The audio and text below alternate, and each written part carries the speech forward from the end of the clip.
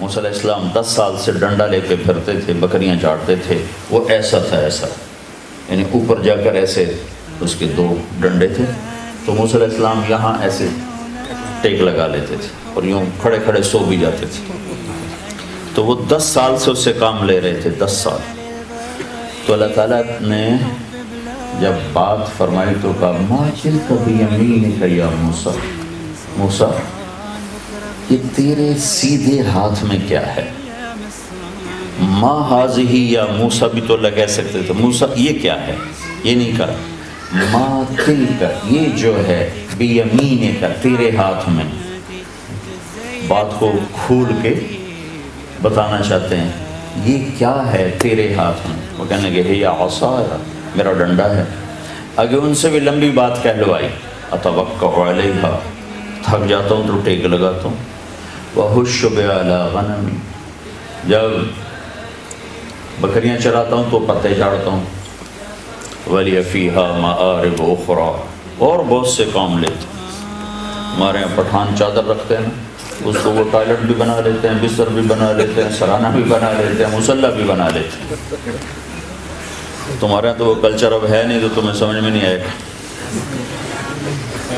انہوں نے کہا بے شمار کام لیتا ہوں۔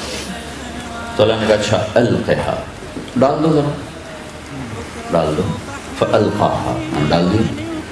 ابھی وہ زمین پہ پورا نہیں گرا تھا کہ فَإِذَا هِيَ حَيَّةٌ تَسْعَىٰ، وہ ایک اژدہا بن کے کھڑا ہو، بڑا سانپ، اژدہا بڑا سانپ۔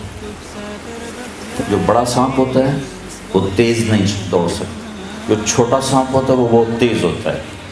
جو بڑا سانپ ہوتا ہے اس میں زہر نہیں ہوتا، جو حیہ ہوتا ہے اس میں زہر ہوتا ہے۔ تو اس سانپ میں، اس ڈنڈے میں اللہ نے 3 قسمیں پیدا کر دیں، کأنہا جان، بہت تیز رفتار، حیۃ زہریلا، ثعبان مبین، بہت بڑا لمبا، جیسے وہ افریقہ کے کئی میٹر کے سانپ ہوتے ہیں وہ۔ تو موسیٰ علیہ السلام حیران پریشان، تو اس نے جب یوں منہ کھولا، موسیٰ علیہ السلام نے لگائی دوڑ، وَلَّا مُدْبِرًا وَلَمْ يُعَقِّبْ، بھاگے ایسا۔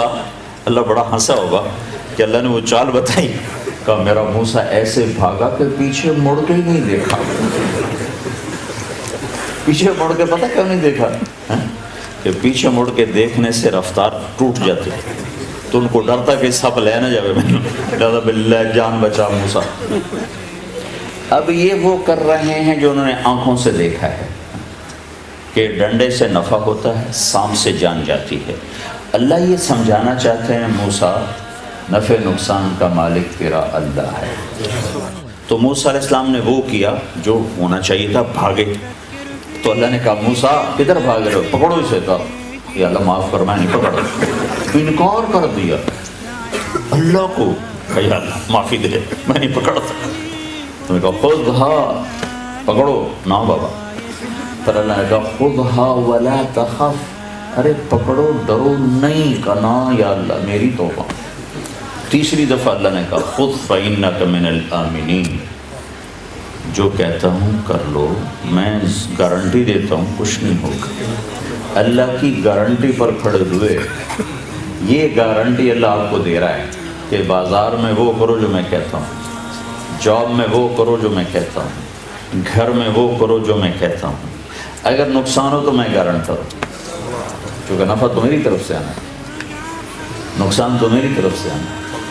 یہ صرف قصہ سنانا تو مقصود نہیں نا، اللہ نے اس قصے کو 28 پاروں میں کیوں سنایا؟ کہ سب سے زیادہ خرابی یقین لا الہ الا اللہ میں آتی۔ تو موسیٰ علیہ السلام کھڑے ہو گئے، اب یہ بھی نہیں کہا بھی چلو پیچھے سے دم پکڑ لو، کا منہ میں ہاتھ ڈال، منہ میں، اس نے منہ ایسے کھولا ہوا تھا۔